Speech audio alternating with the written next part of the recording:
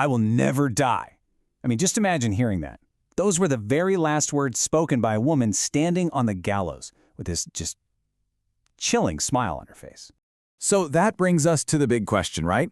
How does a person smile? I mean, really smile, when they're about to be executed? What kind of life brings you to that moment of defiance and horror? Today, we're going to try and figure that out by unraveling the story of Mona Fandey. It's a case where glamour, ambition, and, yeah, black magic all collided in just about the most brutal way imaginable. All right, so let's set the scene. Picture this. It's Kajang Prison in Malaysia. The date is November 2nd, 2001.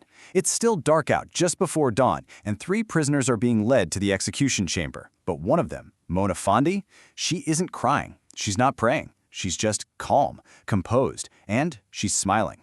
And that's what's so wild about this, the complete lack of fear or remorse. It's astonishing.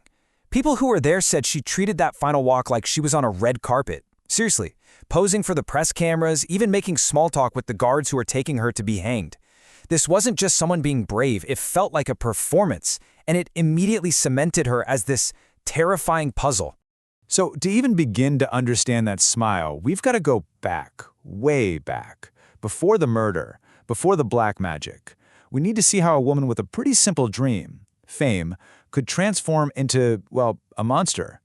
Okay, so she was born Maznah Ismail, and from the start, she wanted to be in the spotlight. She was into water ballet for a bit, but her real dream was to be a pop star. She even rebranded herself as Mona Fandey and poured everything into it. In 1987, she dropped her album, Diana, and it was a total flop, a complete commercial failure. The public just didn't care. And that rejection, it was a huge turning point. It's like she decided, okay, if I can't get their love, I'm gonna get their fear.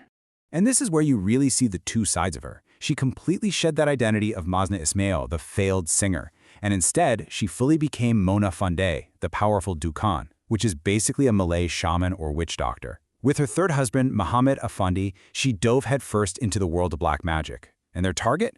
The rich, powerful, and superstitious elite of Kuala Lumpur. The stage she couldn't win with her voice, she was now determined to conquer with fear. So, this new career path of hers, it put her directly in contact with some very powerful people, and one of them was a really ambitious politician, someone who wasn't just looking for votes. No, he was looking for something more. A kind of supernatural edge. And you know what? He was willing to pay just about anything to get it. So her new client was this guy, Datuk Mazlan Idris. He was an American-educated member of the State Assembly, so, a smart, powerful guy. And he wanted to climb that political ladder, and he wanted to do it fast. So Mona and her husband made him an offer he couldn't refuse. They promised him a ritual that would literally make him invincible. And get this, they claimed they'd use magical artifacts that once belonged to the legendary Indonesian president Sukarno. All he had to do was show up for a special mandi bunga, a traditional flower bath. And the price tag for all this magical power? A staggering 2.5 million Malaysian ringgit. This wasn't just cash either. It was a mix of cash and 10 separate land titles. And Mazlan, totally blinded by his own ambition, he went for it. He had absolutely no idea that he wasn't buying power. He was buying his own death warrant. And that brings us to the night of the ritual. It's July 2nd, 1993. They're at Mona's house, which is this remote, unfinished place out in Raub. The stage was all set, but not for some magical ceremony. It was set for a cold-blooded murder, fueled by nothing but greed.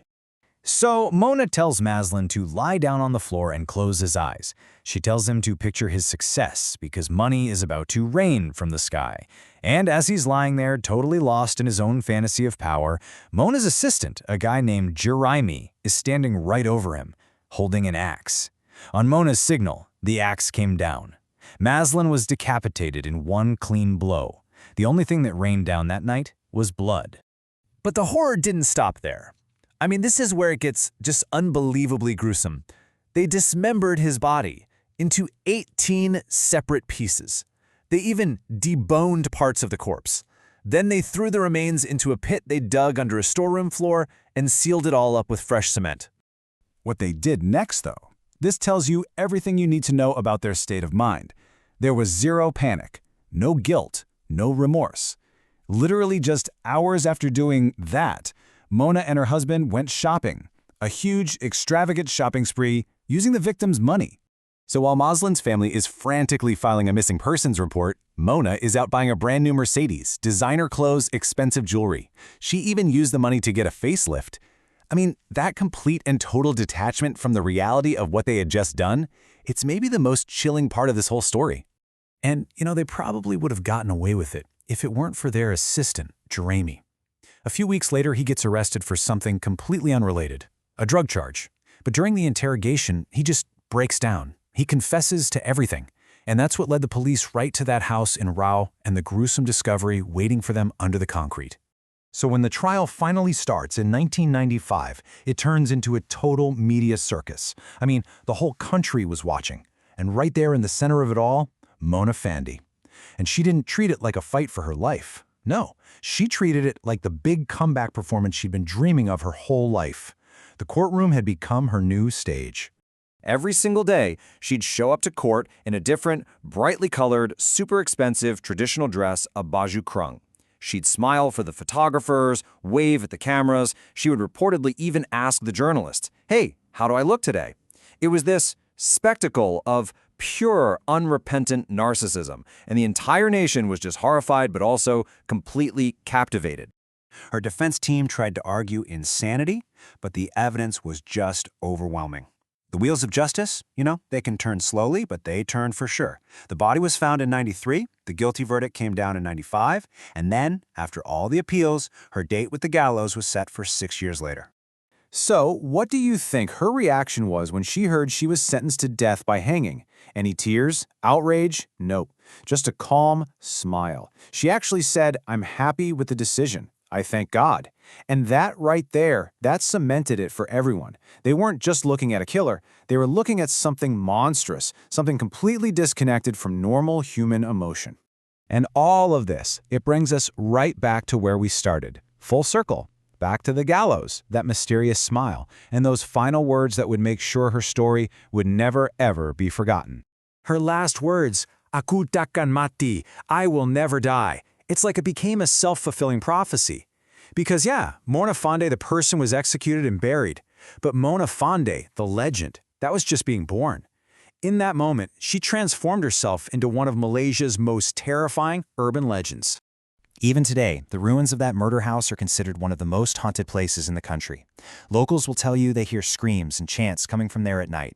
Her story became this dark, cautionary tale about what happens when ambition and superstition get mixed together.